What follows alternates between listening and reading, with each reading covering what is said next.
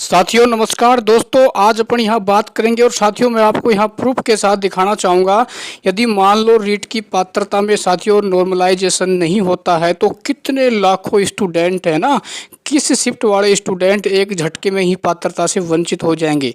देखो साथियों, मैं आपको यहाँ पूरी जानकारी दिखाने से पहले एक जानकारी और बता देता हूँ।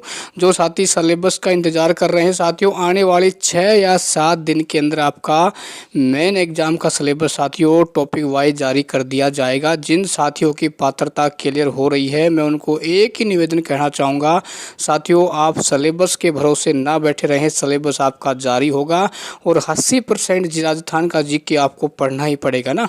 तो आप अपना जो मेन सब्जेक्ट है उसको पढ़िए और जो भी जीके का जो मेन उसमें भाई जो टॉपिक होते हैं, जो कॉमन टॉपिक होते हैं, उनको आप कवर करते रहिए, ठीक है ना। सिलेबस आपका 6 या 7 दिन में जारी कर दिया जाएगा, क्योंकि आपका एक एक सेकंड साथियों आपके लिए बहुत ही महत्वपूर्ण है ना।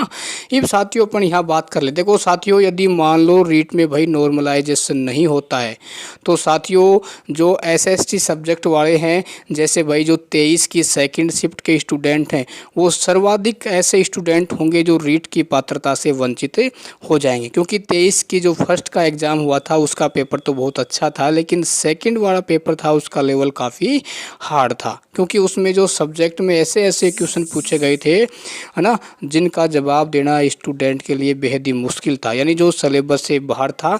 यदि मान लो भाई 1% कह रहा हूँ, यदि 23 वाली और 24 वाली इन शिफ्टों में नॉर्मलाइजेशन नहीं होता है तो आप ये मानकर चलना मेरे दोस्तों, कम से कम 60 या 65% ऐसे स्टूडेंट होंगे जो रीट की पात्रता से वंचित हो जाएंगे एसएसटी में, ठीक है ना। मैं एसएसटी की बात कर रहा हूँ, साइंस मैथ की नहीं कर रहा, क्योंकि साइंस मैथ वाले स्टूडेंट अपनी पात्रता बहुत ही आसानी से क्लियर कर लेंगे। मान लो जो साथी 2 या 3 महीने बाद भी अपनी पढ़ाई की है, क्योंकि पेपर बहुत ही शानदार आया था साइकोलॉजी को छोड़कर, ठीक है। तो एसएसटी वालों के लिए थोड़ा सा यहाँ मुश्किल होता हुआ नज़र आ रहा है, लेकिन साथियों हमने इसकी आवाज़ उठाई हुई है। चाहे सोशल मीडिया के हमारे जितने प्लेटफॉर्म हो, चाहे फेसबुक पेज हो, चाहे फेसबुक हो, चाहे अपने व्हाट्सएप ग्रुप हो, चाहे ट्विटर हो, चाहे यूट्यूब चैनल हो, मैंने आपके लिए हर जो भी हो सकता है कि साथियों नॉर्मलाइजेशन होना चाहिए।